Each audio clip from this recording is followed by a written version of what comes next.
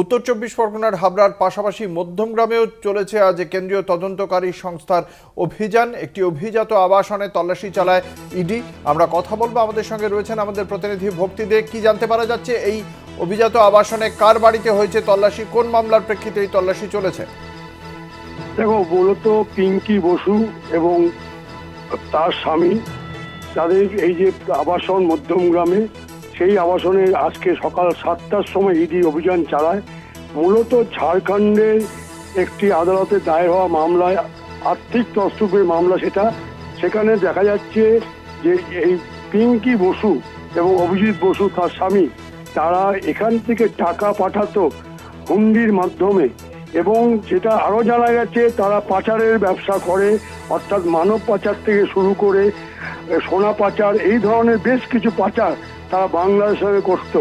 শুধু বাংলাদেশ নয়, পরবর্তীকালে যেটা জানা গেছে আন্তর্জাতিক চক্রে তারা জড়িত, এবং সেই ক্ষেত্রে তারা কিন্তু এই মধ্যমগ্রামেই বসে এই টোটাল অপারেশনটা করতো। এবং এর পেছনে আরও কারা কারা আছে সবটাই ইডি খতিয়ে দেখছে।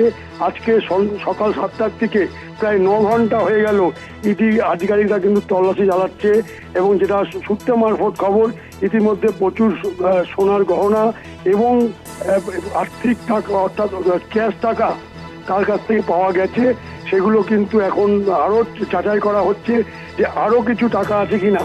পাশাপাশি মধ্যমগ্রাম থেকে একটু আগিয়ে মুড়াগাছা, যেটা নিউ ব্যারাকপুর থানার মধ্যে পড়ে, সেই মুড়াগাছা থানা একটি বার আছে পানশালা, সেই পানশালা এরাই চালাতো, সেখানে মহিলা অর্থাৎ নারী সাপ্লাই করতো, এরকম অভিযোগ আছে তাদের বিরুদ্ধে। অর্থাৎ এই যে টাকা থেকে শুরু করে সোনা, পাশাপাশি বাংলাদেশে হুন্ডি, সবটাই কিন্তু ঝাড়খণ্ডে মামলার থেকে উঠে এসেছিল। আজকে এই টাকা পয়সা বাজেয়াপ্ত করার পাশাপাশি এই অভিযুক্ত দুই ব্যক্তি পিঙ্কি এবং অভিজিৎ, এদেরকেও কি হেফাজতে নিতে পারে কেন্দ্রীয় তদন্তকারী সংস্থা? কি জানা যাচ্ছে ইডি সূত্রে? দেখো, তাই নিতে পারে বলে আমাদের সম্ভাবনা দেখা দিচ্ছে, কেননা যেভাবে ইডি 9 ঘন্টার পর কিছুক্ষণ আগে তাদের দুপুরের খাবার আসলো, অর্থাৎ বোঝা যাচ্ছে তাদের আরো জেরা বাকি।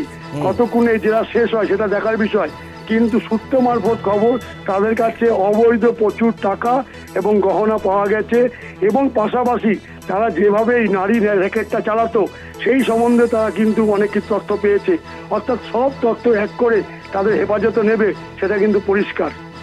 ধন্যবাদ। আমাদের সঙ্গে ছিলেন আমাদের প্রতিনিধি ভক্তি দে।